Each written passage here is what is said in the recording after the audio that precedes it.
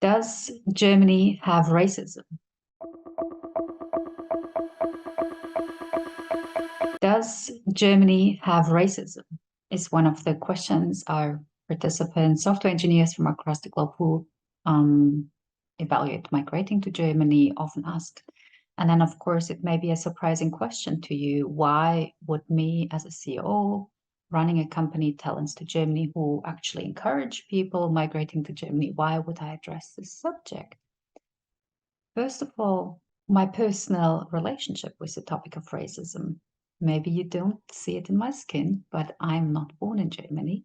I'm actually born in the former Soviet Union. There was a German community. In care you care about my family story, you will find it on Wikipedia and so forth, and the Volga Germans. And there was a German Republic in Russia, and then in the beginning of the Second World War, my ancestors, they became something like prisoners of war. So my grandparents were actually slaves. And me in my life, I've been at the wrong side of a Cold War, which was pretty brutal back then.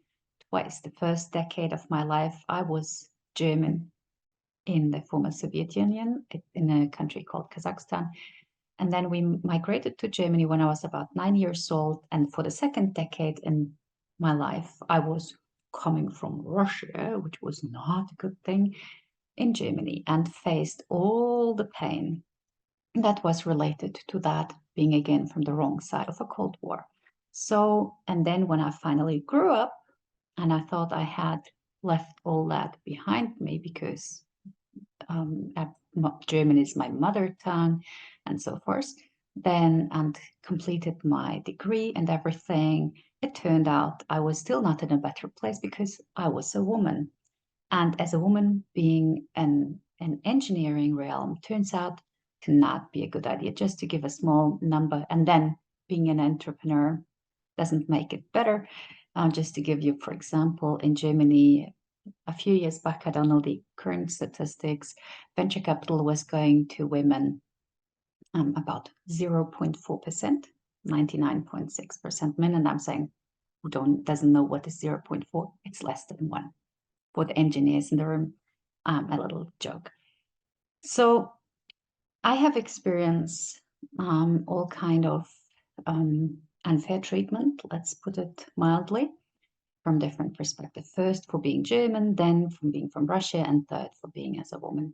And obviously, when it comes to the topic of racism, there is the whole policy debate, what we should do as a society. And just to be clear, I think things need to be changed. And luckily in Germany, there is a lot of conversation around it. There's lots of work that is happening to make people aware, be it gender equality, racial, and so forth. There's lots of debate. But this particular speech, I do not want to make about politics, because if you are right now in a situation deciding to migrate to a different country, then politics is just too far away. And I will share just a few personal experiences and personal perspectives that you can choose from, and maybe one or two are helpful or useful for you personally when you're dealing with everything somewhat closely related to being disadvantaged for whatever biological traits we may have, right? Let's dive right into it. So first one I'll call It's Because. So this story comes from a dear friend of mine called Katie, and Katie was working with speech impaired people, and speech impaired, and she has told this story. She says, I tried to encourage people to who stutter to go out and talk to people, and very often people who stutter would say, if I start to stutter, people laugh at me, people ridicule me, people don't take me serious, and I'm having all kind of obstacles. And then she said, okay, let's do a game. She would go with them in a pedestrian crowded area, and she would have them ask people small favors like directions or what's the time while they were stuttering. And then she would count how many people were actually positive and helpful, and how many were reacting somehow negative. And it turns out consistently out of 10 people were actually factually really, really friendly. So, and then she had this one gentleman in her training, and they were in a pedestrian, and there were two ladies. He was to ask for directions to the train station. So he ran up to them and stood in front of them, and he was very tall, and he's like, because he was running, do you know the way to this train station? And the women get very scared and ran away. And so he came back and he said to Katie, you see, it's because I stutter. And then she looked at him, and he had this long beard because he was just back from his vacation. He hadn't shaved yet. He wasn't fully in his civil attire. He did run up to them. He did breathe into their face with a big beard. And she looked at him and she said, no, it's not because you stutter.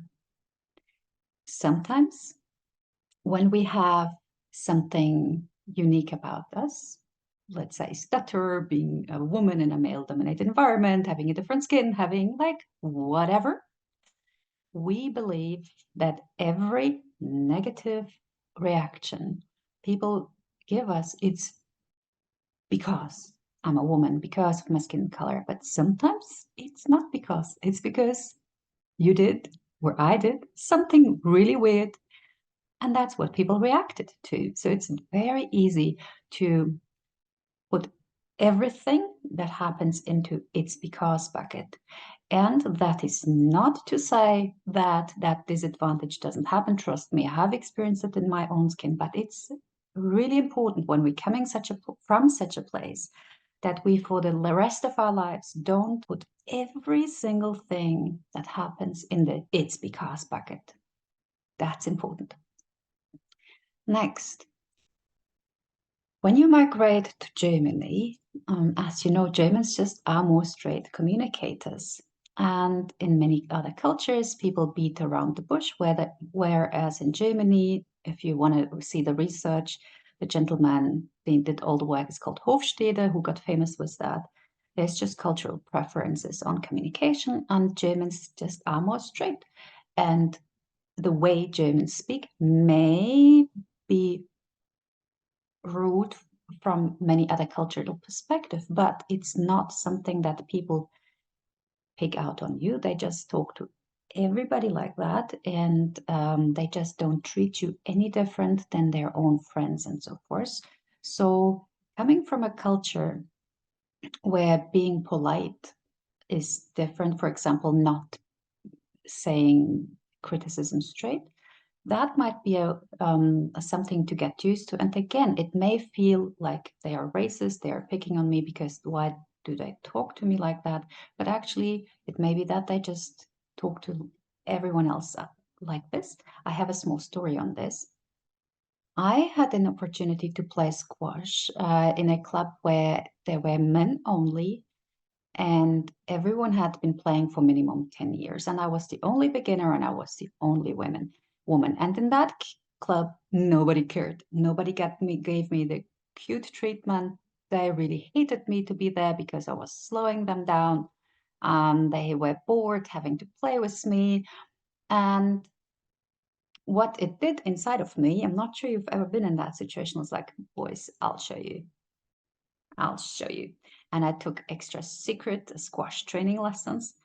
And I was just like, guys, I'll show you. And after 6 months only, I won my first match against somebody who had been playing for 10 years. And I can't tell you how much pleasure I had because it was a fair win. And I so much loved and was addicted to playing squash. Then we changed to another city. And of course, because I loved squash, we might move to Frankfurt actually. And of course, the first thing I looked for another squash club. That squash club was much better because they had a women's section and they had made it a mission to support women. You would think that's a good place to be. Now, the trainer was really a gentleman. He was really kind. And whenever I was making any mistake, he would be, Eleanor, this is what you need to do. This is what you need to do. And I got frustrated because I was like, look, by the time you finish explaining to me, I'm already cold. I have to start my warm up again. And he was, but what do you want?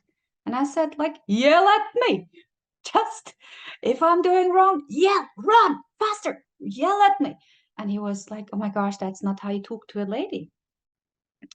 And I was confused because I felt it just didn't get the best out of me. And I just didn't have that adrenaline kick when playing squash anymore. I barely felt I had exercised. And then I watched the same trainer, how he's training the boys. And guess what? He was like, move your butt faster, you dormant turtle. That's how the boys talked with each other. And I couldn't change him. So after 3 years and very little improvement, I finally quit playing squash. And the point is that these boys, they were so scared of being rude towards a woman that they spoke completely different with me than they spoke amongst each other. My friend from Kenya asked me after I completed this video why I keep speaking about gender differences in a video about racism in Germany. And of course, first, I want to stick to something I definitely know about. And second, yes, I do believe they're actually pretty similar. Why?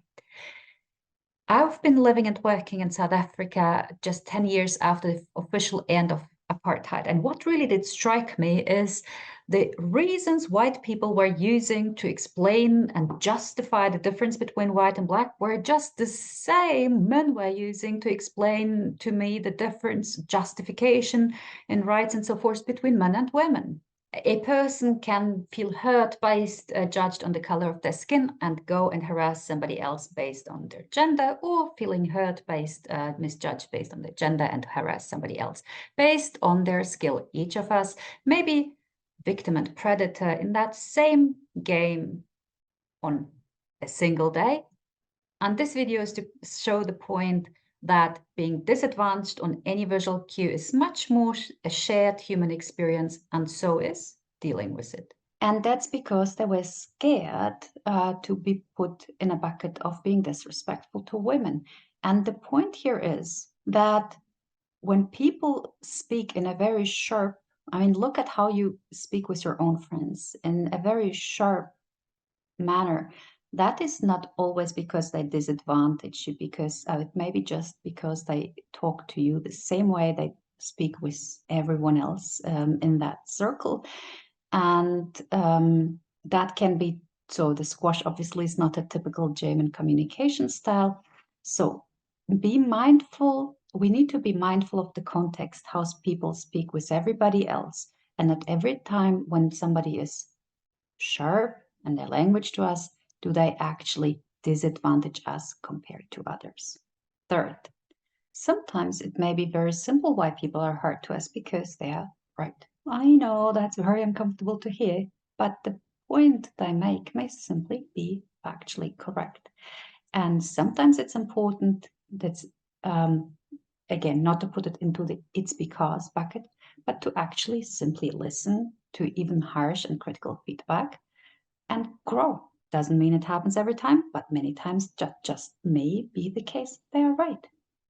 Or it can be that somebody actually is a little bit more reserved towards you than towards somebody else. And while it's easy to, again, judge that person, put them in a bucket of having bad intentions, how about assuming a possibility of a different perspective? What if that person is insecure in their English language and just scared or uncomfortable speaking English, or scared that you will judge them because maybe their English teacher in school has always told them how bad their pronunciation and their grammar is, and they are scared to be ridiculed for maybe imperfect English skills. So they are maybe scared of being judged by you. There is maybe a little bit cautious, and you are scared because you think they're judging you. So both sides are scared, and that happens a lot.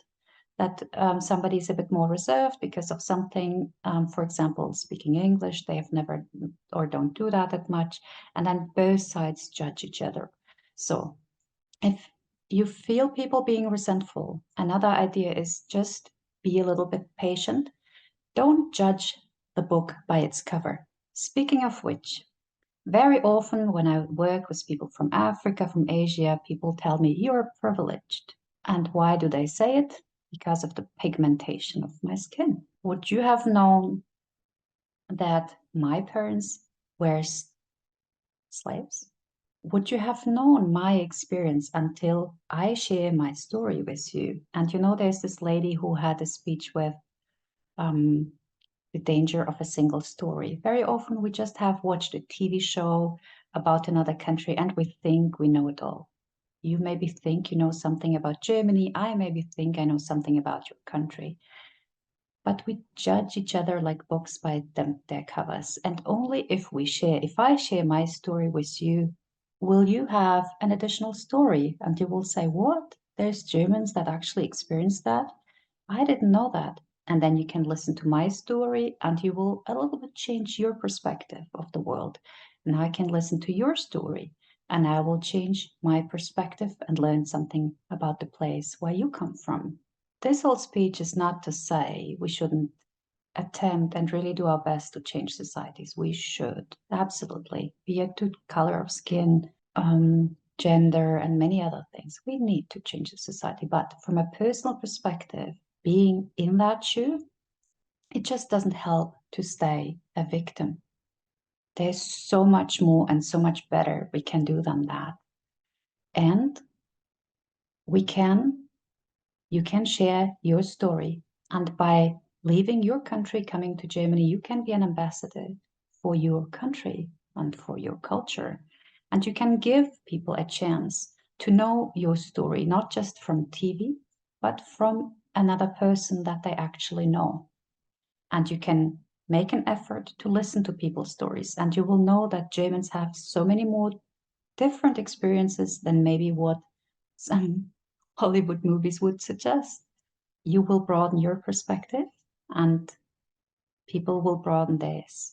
And this way, together, we can build businesses, we can build friendships, we can change society, and we can create an impact and we can change the world one friendship at a time.